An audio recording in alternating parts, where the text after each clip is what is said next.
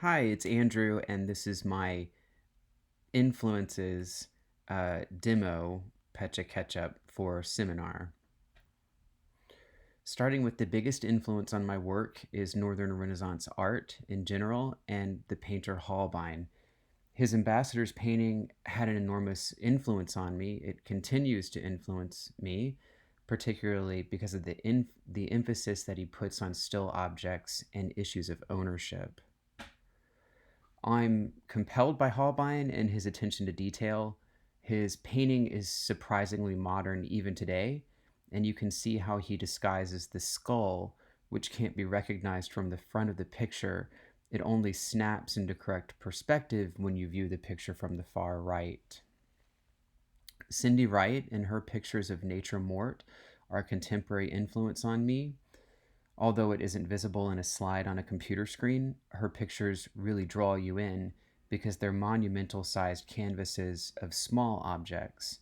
And I think this is one way she invites viewers to scrutinize objects in an unfamiliar way.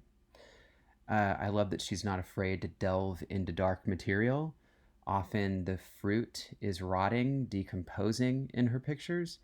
You can see flies that have landed on the food in the picture here, which I'm certain is an allusion to traditional still life painting.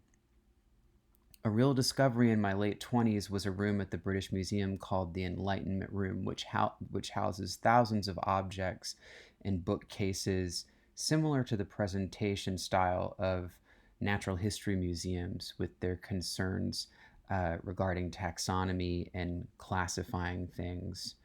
And the room itself is a cabinet of curiosities, the kind of room that travelers would fill with exotic souvenirs from their travels, especially before globalization, back when the world was a scary place to navigate, and bringing an exotic object back was a kind of record of your daringness.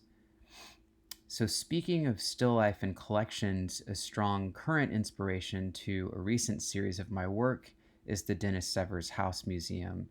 Severs bought the house back in the 70s and gutted it, and he removed all the electric and heating and created a three-dimensional Dutch still life painting. Objects in this house are beautifully curated to echo Dutch still life painting. You literally feel like you're walking through a still life when you walk through the house.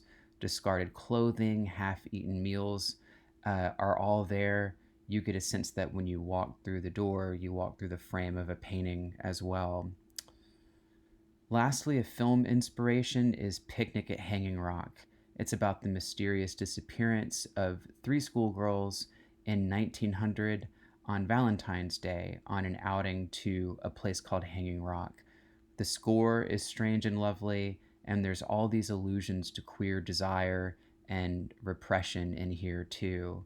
And the house in the movie is full of objects too, and sometimes they overshadow the presence of the people in the film too.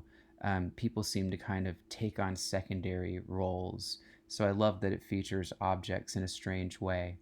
So these are all influences on my painting practice. I think these things are kind of in my subconscious when I go to the studio to work. So again, thanks for watching.